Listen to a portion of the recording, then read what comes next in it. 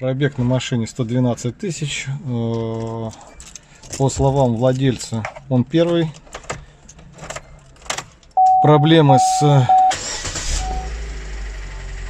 двигателем начались на 100 тысячах. Масло использовалось 5В30 Total Quartz.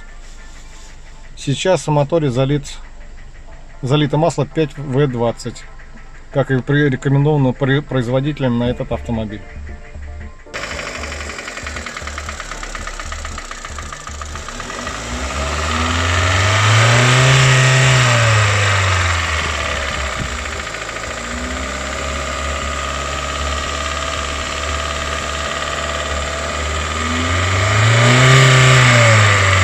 Отпусти!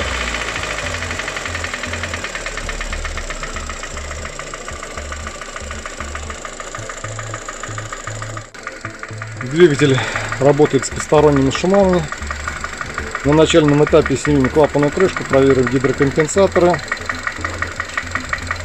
Машину загоняли на другой автосервис, снимали поддон, снимали крышки шатунов, смотрели, в каком состоянии. По словам владельца, с коленвалом все хорошо. Ему сказали в том автосервисе. Ну что ж, снимаем клапанную крышку, проверяем состояние гидриков. Сняли клапанную крышку, проверили гидрики. К нашему сожалению, дело не в них. Стук проходит с нижней части двигателя в районе поршня и поршневого пальца и втулки шатуна. Созвонились с клиентом, клиент дал добро на вскрытие мотора. Ну что ж, снимаем головку, вынимаем поршня, делаем замеры, делаем дефектовку. Ну и соответственно, для того, чтобы ее снять, надо снять генератор, помпу, шкив, переднюю лобовину, снять цепь. Ну, в общем, разобрать практически больше полмотора. Как видим, в процессе эксплуатации вышла трубка, усиливающая штуцер расширительного бачка. Про это я рассказывал в одном из видео, так что будьте внимательны, чтобы у вас штуцера эти не лопались. Следите за тем, чтобы втулка у вас оставалась на своем исходном месте, а не вот так вот выходила из посадочного места. Снят выпускной коллектор, снята помпа, генератор, поддон, маслозаборник, шкив коленвала, отвернута передняя крышка с масляным насосом, демонтирована передняя крышка. Теперь снимаем весь привод ГРМ, отворачиваем распредвалы, крышки распредвалов, вынимаем гидрокомпенсаторы, открыт доступ к болтам крепления головки блока. Головка снята, стук в основном шел около 4-го цилиндра, прослушивался хорошо. Поршень болтается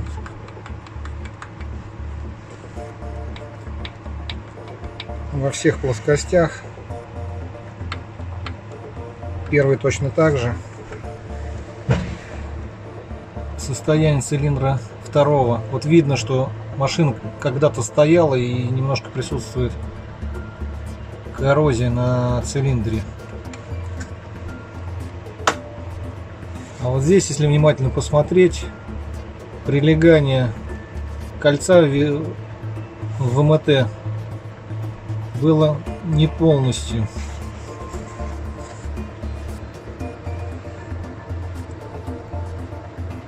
То есть неприлегание в верхней мертвой точке колец.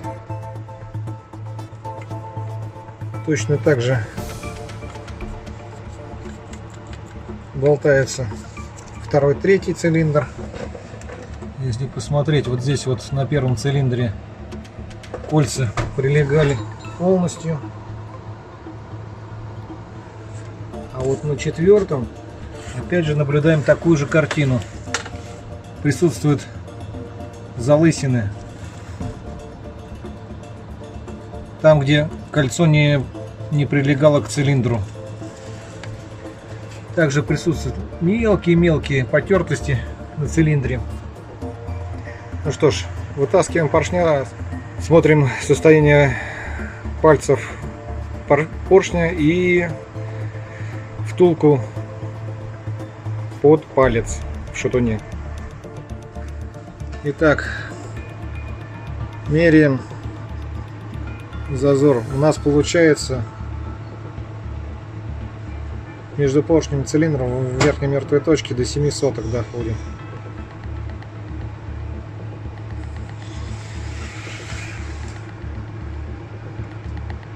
В нижней мертвой точке —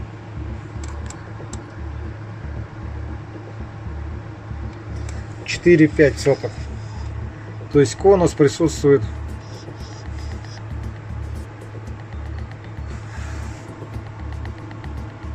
порядка 2,5-3,5 соток.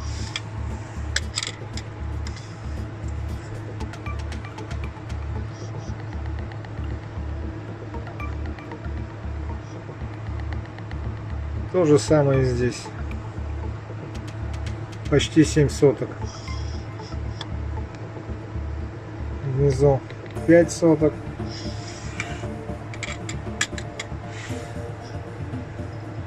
Второй цилиндр 7 соток. И 5 внизу.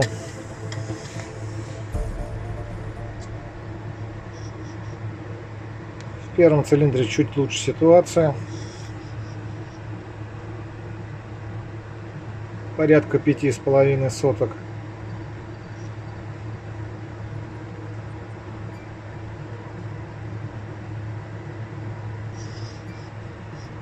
Монтажный зазор.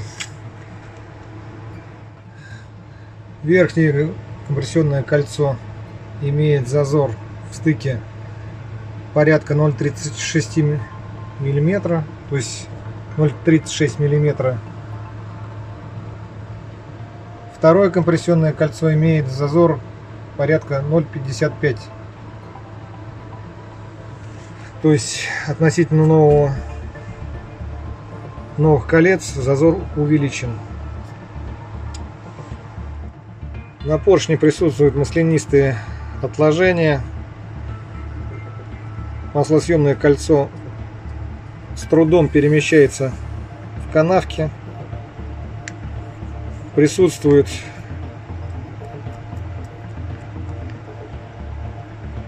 люфт верхний.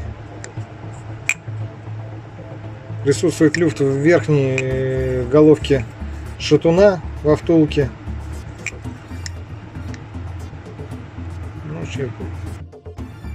Согласовано с владельцем объем работ по блоку цилиндров, то есть растачиваем блок в 0,25, меняем поршня, кольца, пальцы и шатуны.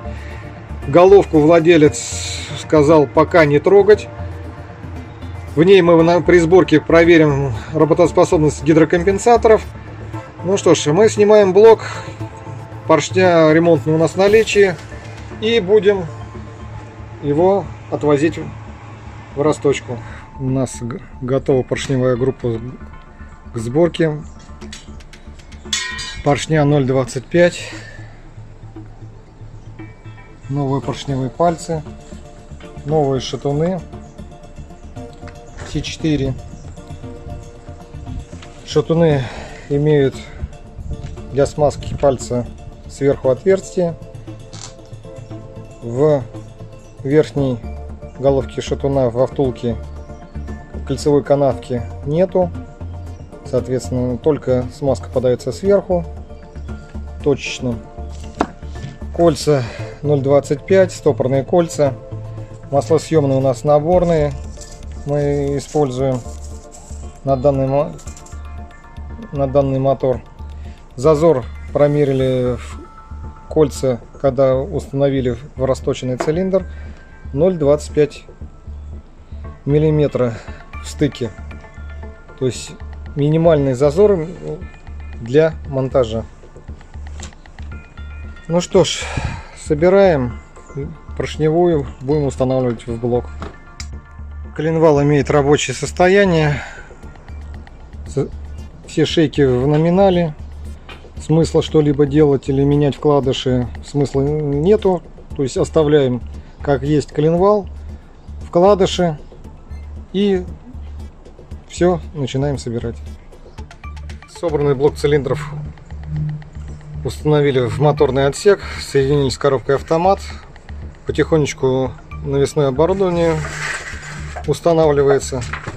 Сейчас будем ставить головку, переднюю крышку с ГРМом, ну и так далее. Будем подсобирать мотор дальше. Блок цилиндров расточен по технологии платоханингования, что позволяет сократить время на приработку деталей поршневой группы друг к другу и, соответственно, снизить их износ в момент приработки и обкатки. Устанавливаем оригинальную прокладку головки блока. Установили головку блока цилиндров. Сейчас будем устанавливать гидрокомпенсаторы. 4 гидрокомпенсатора уходят под замену, так как они не совсем исправны, скажем так, из наличия. То есть гидрокомпенсатор у нас всегда в наличии есть. Теперь устанавливаем распредвал впускной и выпускной. Установлены распредвалы, фазовращатели, собран привод ГРМ. Цепь в хорошем состоянии, износ зубьев минимальный на фазиках и на нижней звездочке коленвала. Гидронатяжитель вышел совсем немного, и смысла его менять нету, так же как и весь привод ГРМ. Ставим переднюю крышку с масляным насосом, и можно уже установить опору двигателя и снять мотор с подставки. Итак, мотор собран, заправлен новым маслом, антифризом, доработан дроссельный узел. Сейчас заливаем прошивку R2 Drive.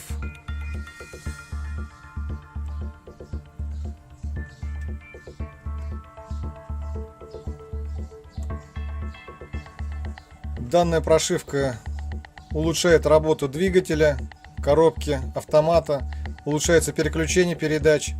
Также намного эластичнее и динамичнее работает двигатель. Коробка плавно переключается. И переключается при других скоростях и при других оборотах двигателя. Соответственно, связка мотора и коробка работает более правильно. Двигатель у нас сейчас практически откапитален блок цилиндров. И после конца завершения программирования будем производить первый запуск. Завершается программирование. После ремонта обязательно делаем сброс адаптации коробки, так как мотор сейчас будет работать по-новому. Соответственно, сразу переходим в моторный раздел. Проверяем на наличие ошибок. Ошибок нету.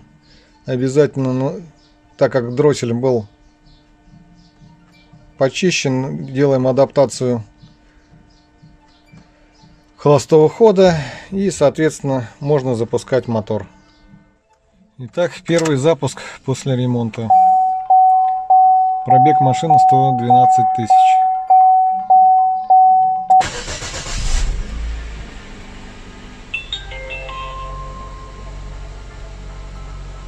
Мотор запущен, давление масла погасло. Прекрасно. Смотрим, как работает мотор. Мотор работает тихо, ровно, без сбоев. Ну что ж, сейчас мы посмотрим, что у нас по параметрам.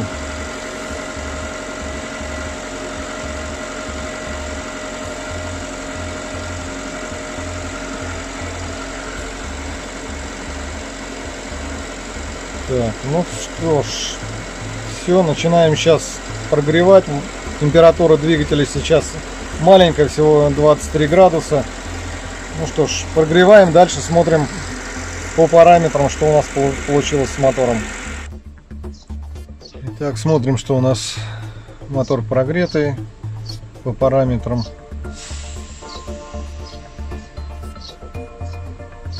Все достаточно неплохо для необкатанного мотора.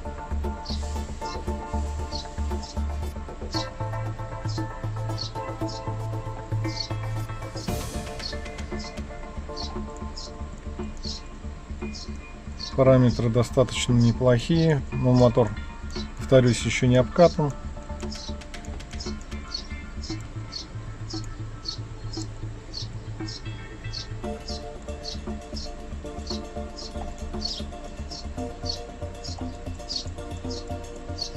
В принципе, можно отдавать клиенту.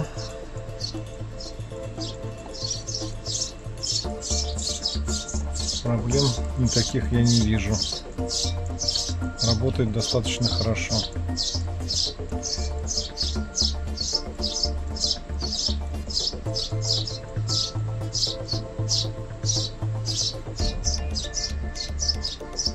На этом мы с вами прощаемся. Как видите, мотор работает совершенно нормально. Не такой, как он приехал к нам на ремонт.